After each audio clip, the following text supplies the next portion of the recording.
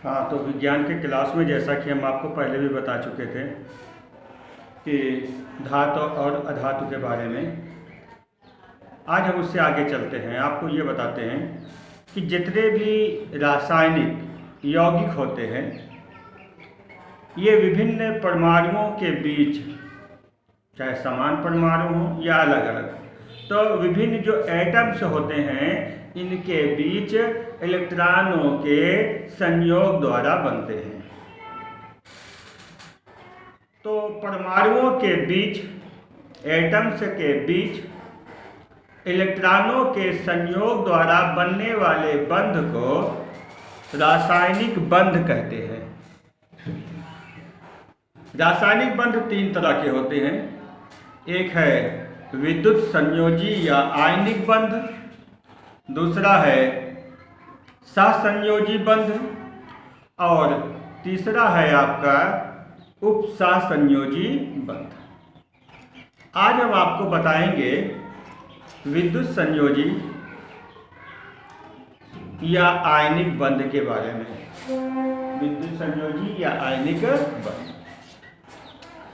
जब दो एटम्स के बीच, दो परमाणुओं के बीच इलेक्ट्रॉनों का आदान प्रदान होता है तो इस प्रकार बनने वाले बंध को विद्युत संयोजी बंध कहते हैं। यानी इसमें एक परमाणु इलेक्ट्रॉन देगा और दूसरा परमाणु इलेक्ट्रॉन लेगा। इलेक्ट्रॉन देने वाले परमाणु पर धन आवेश और इलेक्ट्रॉन लेने वाले परमाणु पर ऋण आवेश आ जाता है। जो एटम जितने इलेक्ट्रॉन को त्यागेगा उस पर उतना ही पॉजिटिव चार्ज, और जो एटम जितना इलेक्ट्रॉन लेगा उस पर उतना ही नेगेटिव चार्ज आ जाता है। ये धन आवेश और ऋण आवेश आने के बाद इनके बीच एक वैद्युत आकर्षण बल पैदा हो जाता है जिससे ये आपस में जुड़ जाते हैं और बनता है विद्युत संयोजी बंध या आयनिक बंध। इस तरह बनने वाले यौगिक विद्युत संयोजी यौगिक कहलाते हैं। तो बात समझ में आई होगी कि जब दो परमाणुओं के बीच इलेक्ट्रॉनों का आदान प्रदान, देना और लेना, इलेक्ट्रॉनों का आदान प्रदान होता है तो इस प्रकार बनने वाले बंध को विद्युत संयोजी बंध कहते हैं। वैद्युत संयोजी भी आप कह सकते हैं। इसमें होता क्या है, ज़्यादातर ऐसे परमाणुओं के बीच विद्युत संयोजी बंध बनता है जिनके विद्युत ऋणात्मकता में काफ़ी अंतर होता है, बहुत ज़्यादा अंतर होता है इनके आयनन विभव में। या ये कह लीजिए एक धात्विक प्राकृतिक का होता है और दूसरा अधात्विक प्राकृतिक का होता है। उदाहरण लेते हैं, जैसे सोडियम क्लोराइड। इसमें सोडियम का एक परमाणु है, क्लोरीन का एक परमाणु है। अब देखते हैं कि ये किस तरह से बंध बनाते हैं। सोडियम एटॉमिक नंबर 11, परमाणु क्रमांक 11 है। इनकी कक्षाओं में इलेक्ट्रॉन होंगे 2, 8, 1। क्लोरीन 17, परमाणु क्रमांक 2, 8, 7। बाहरी कक्ष में 7 है। अब बाहरी कक्ष को पूर्ण करने के लिए, भरने के लिए, 8 होने के लिए, जो पहले कक्ष में 2 से ज़्यादा नहीं हो सकता है और बाहरी कक्ष में 8 से ज़्यादा नहीं हो सकता। तो ये सोडियम अपना 1 इलेक्ट्रॉन देगा और क्लोरीन 1 इलेक्ट्रॉन देगा। इस तरह इसके बाहरी कक्ष में क्या होगा, 2, 8 हो जाएगा। इसके बाहरी कक्ष में 2, 8, 8 हो जाएगा। अब होगा क्या, इसको देखिए, इसका हम इलेक्ट्रॉन बिंदु सूत्र दिखा रहे हैं कि सोडियम के बाहरी कक्ष में आप समझ लीजिए 1 इलेक्ट्रॉन है। चाहे इसे दिखा दीजिए, चाहे इस तरह दिखा दीजिए। क्लोरीन के बाहरी कक्ष में 7 इलेक्ट्रॉन है। अब सोडियम अपना 1 इलेक्ट्रॉन क्लोरीन को दे दे तो सोडियम के ऊपर धन आवेश, क्लोरीन के ऊपर ऋण आवेश, सोडियम है, क्लोराइड है। अब ये आपस में विद्युत संयोजी बंध द्वारा जुड़ जाएंगे और बन जाता है सोडियम क्लोराइड। तो इस तरह ये एक उदाहरण है विद्युत संयोजी बंध का। इसी तरह से आप मैग्नीशियम क्लोराइड का भी देख सकते हैं।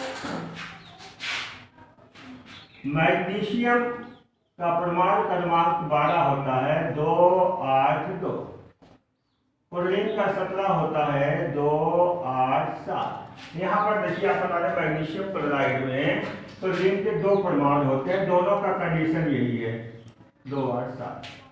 अब देखिए ये अपने 2 इलेक्ट्रॉन है, इनके पास एक इलेक्ट्रॉन की कमी है, तो मैग्नीशियम अपना एक इलेक्ट्रॉन इस क्लोरीन परमाणु दे देगा, एक इसको दे देगा।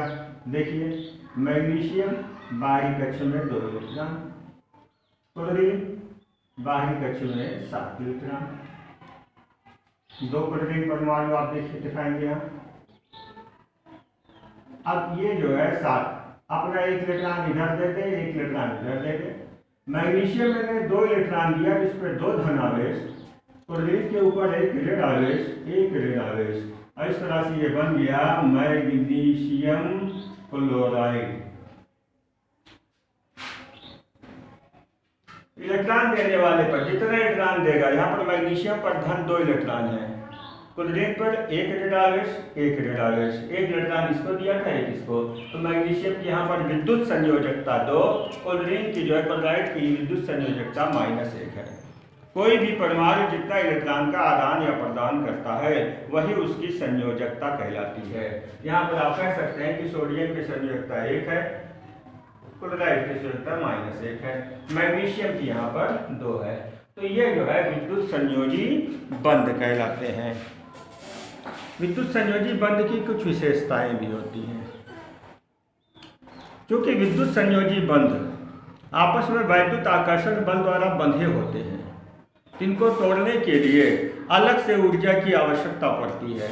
यही वजह है कि नंबर 1 विद्युत संयोजी यौगिक के गलनांक और क्वथनांक उच्च होते हैं, ज़्यादा होते हैं।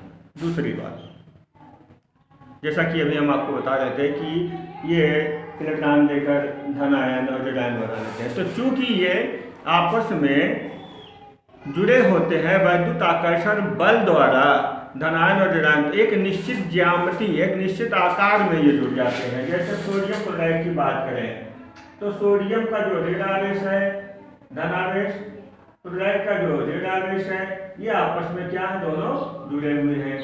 तो इसमें क्या होता है कि एक निश्चित क्रम में जो है जुड़ जाते हैं, यानी कि रचना जो है क्रिस्टलीय होती है। जल में घुलने पर ये आयनित हो जाते हैं, चूंकि जल में आयनित होते हैं तो ये विद्युत के सुचालक भी होते हैं।